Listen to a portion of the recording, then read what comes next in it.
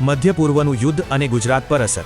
10 ઉદ્યોગોમાં મંદીના એંધાણ સુરત મોરબી અને જામનગરના મુખ્ય ઉદ્યોગો પર મંદીનું જોખમ સરકાર પાસે 25 દિવસનું તેલ સ્ટોક ઉપલબ્ધ પેટ્રોલ ડીઝલના ભાવ વધશે યુદ્ધના કારણે સોનાનો ભાવ પહોંચી શકે છે 2 લાખ રૂપિયા સુધી અત્યાર સુધી સોનાના ભાવમાં 20%નો વધારો ભારતે સિંધુ જળ કરાર રદ કરતા પાકિસ્તાનમાં લોટ માટે વલખા ઘઉંનું ગંભીર સંકટ ઊભો થતા પાકિસ્તાનમાં 200 રૂપિયે 1 કિલો લોટ નમસ્કાર મિત્રો, આપ જોઈ રહ્યા છો ન્યૂઝ ભવન દેશ પ્રદેશ શહેર ગામડાઓથી લઈને નાના મોટા તમામ સમાચાર માટે ચેનલને સબસ્ક્રાઇબ કરવાનું ભૂલતા નહીં તો ચાલો શરૂ કરીએ આજના તાજા સમાચાર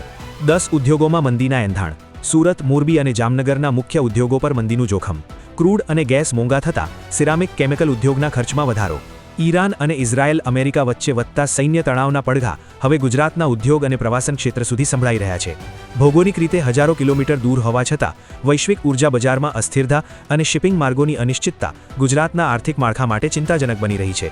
જો સંઘર્ષ લાંબો સમય ચાલે તો રાજ્યના 8 થી 10 મુખ્ય ઉદ્યોગોમાં મંદીનો માહોલ સર્જાઈ શકે છે ભારત પાસે ક્રૂડ ઓઇલ અને રિફાઇન્ડ ઓઇલનો 25 દિવસનો સ્ટોક પેટ્રોલ ડીઝલના ભાવ વધશે કે નહીં ભારત 90% ક્રૂડ ઓઇલ અન્ય દેશોમાંથી કરે છે આયાત ઇઝરાયેલ અને અમેરિકા દ્વારા ઈરાન પરના હુમલા બાદ મધ્ય પૂર્વમાં પરિસ્થિતિ સતત બગડી રહી છે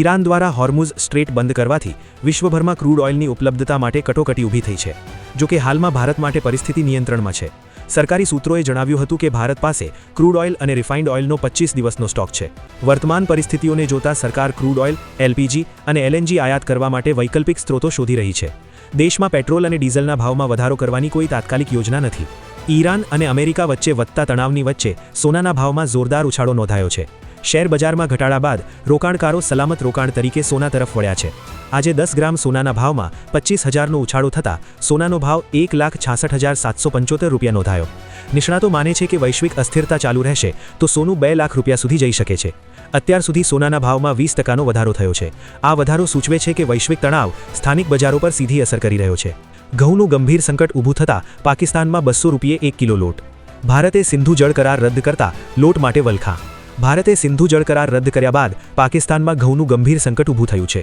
પાણીની અછત અને અફઘાનિસ્તાન સાથેના સંઘર્ષ વચ્ચે 1 કિલો લોટનો ભાવ 200 પાકિસ્તાની રૂપિયા સુધી પહોંચ્યો છે અમેરિકાના એગ્રીકલ્ચર ડિપાર્ટમેન્ટના રિપોર્ટ મુજબ આ વર્ષે 2 થી 2.2 મિલિયન ટન ઘઉંની અછત રહેવાની શક્યતા છે લાંબા સમયથી ચાલતા દુષ્કાળ અને સિંચાઈની સમસ્યાઓએ ઉત્પાદન ઘટાડ્યું છે પ્રીમિયમ ચક્કીના ઘઉંના લોટનો ભાવ 160 થી 200 રૂપિયા પ્રતિ કિલો સુધી પહોંચી ગયો છે નિષ્ણાતો મુજબ આવનારા દિવસોમાં લોટના ભાવમાં વધુ વધારો થઈ શકે છે